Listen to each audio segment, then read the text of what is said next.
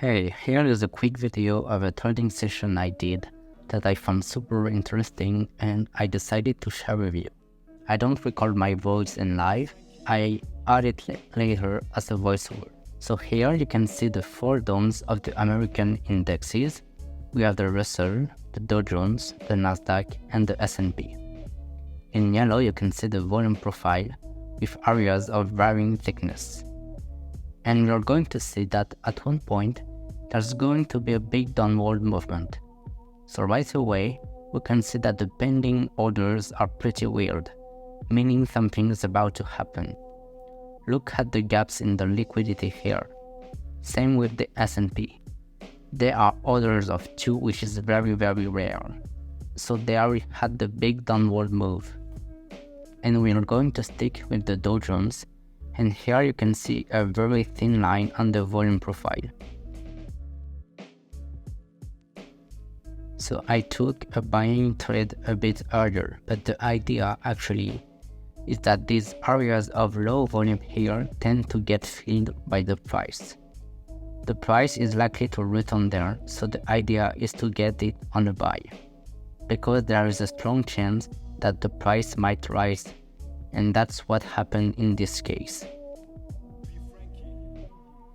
So it happened very fast. You can rewind the video to see it. Like if we take the Russell, here you can see a very thin area on the volume profile. It happened so fast because the price shot up sharply. So it didn't have time to create volume here. When we see this kind of setup, we can try to get in the direction where the price is going to fill this level. So for example here, it would have been a good level to buy, because there is a high chance that the price will come back to these areas in the short term, of course. This is just for a quick scalp, and you shouldn't take a long-term view on this. So let's see what happens next. Here you can see the price going up and making volume in these areas, especially here. So I couldn't buy at the very bottom because I was already a buyer a bit higher up. We can see the price has a real push and makes volume too.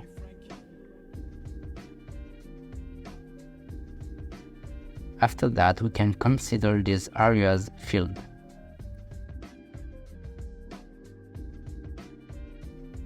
So if the price were to drop back down, it might not necessarily be smart to take a trade again.